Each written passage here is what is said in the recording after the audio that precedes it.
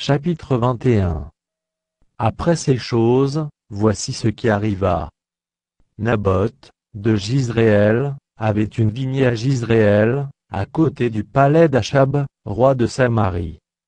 Et Achab parla ainsi à Naboth: cède-moi ta vigne, pour que j'en fasse un jardin potager, car elle est tout près de ma maison.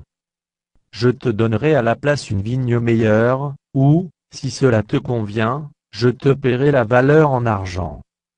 Mais Naboth répondit à Achab: que l'Éternel me garde de te donner l'héritage de mes pères. Achab rentra dans sa maison, triste et irrité, à cause de cette parole que lui avait dite Naboth de Jizréel: je ne te donnerai pas l'héritage de mes pères. Et il se coucha sur son lit, détourna le visage, et ne mangea rien. Jézabel, sa femme, vint auprès de lui, et lui dit: pourquoi as-tu l'esprit triste et ne manges-tu point? Il lui répondit: j'ai parlé à Naboth de Jizréel, et je lui ai dit: cède-moi ta vigne pour de l'argent, ou, si tu veux, je te donnerai une autre vigne à la place. Mais il a dit: je ne te donnerai pas ma vigne. Alors Jézabel, sa femme, lui dit: est-ce bien toi maintenant, qui exerces la souveraineté sur Israël? Lève-toi, prends de la nourriture, et que ton cœur se réjouisse, moi, je te donnerai la vigne de Naboth de Jizréel. Et elle écrivit au nom d'Achab des lettres qu'elle scella du sceau d'Achab, et qu'elle envoya aux anciens et aux magistrats, qui habitaient avec Naboth dans sa ville. Voici ce qu'elle écrivit dans ces lettres publiées: un jeûne, placez Naboth à la tête du peuple. Et mettez en face de lui de méchants hommes, qui déposeront ainsi contre lui: tu as maudit Dieu et le roi. Puis menez-le dehors, lapidez-le, et qu'il meure.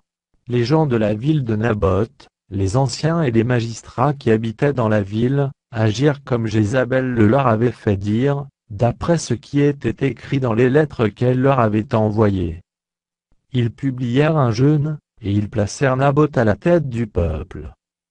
Les deux méchants hommes vinrent se mettre en face de lui, et ces méchants hommes déposèrent ainsi devant le peuple contre Naboth: Naboth a maudit Dieu et le roi. Puis ils le menèrent hors de la ville, ils le lapidèrent, et il mourut. Et ils envoyèrent dire à Jézabel: Naboth a été lapidé, et il est mort. Lorsque Jézabel apprit que Naboth avait été lapidé et qu'il était mort, elle dit à Achab: lève-toi, prends possession de la vigne de Naboth de Jizréel, qui a refusé de te la céder pour de l'argent, car Naboth n'est plus en vie, il est mort. Achab, entendant que Naboth était mort, se leva pour descendre à la vigne de Naboth de Jizréel, afin d'en prendre possession. Alors la parole de l'Éternel fut adressée à Élie, le Tishbite, en ces mots: lève-toi, descends au-devant d'Achab, roi d'Israël à Samarie. Le voilà dans la vigne de Naboth, où il est descendu pour en prendre possession. Tu lui diras: ainsi parle l'Éternel, n'es-tu pas un assassin et un voleur? Et tu lui diras: ainsi parle l'Éternel, au lieu même où les chiens ont léché le sang de Naboth, les chiens lécheront aussi ton propre sang. Achab dit à Élie: m'as-tu trouvé, mon ennemi? Et il répondit: je t'ai trouvé, parce que tu t'es vendu pour faire ce qui est mal aux yeux de l'Éternel.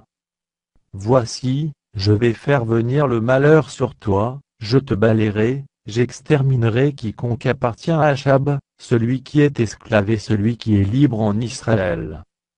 Et je rendrai ta maison semblable à la maison de Jéroboam, fils de Nebat, et à la maison de Baasha, fils d'Achija, parce que tu m'as irrité et que tu as fait pécher Israël.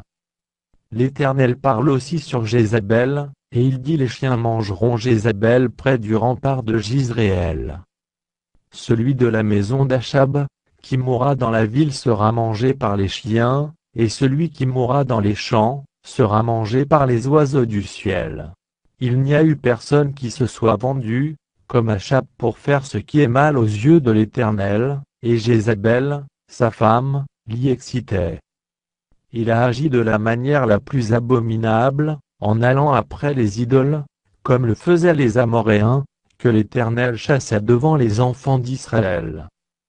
Après avoir entendu les paroles d'Élie, Achab déchira ses vêtements, il mit un sac sur son corps, et il jeûna, il couchait avec ce sac, et il marchait lentement.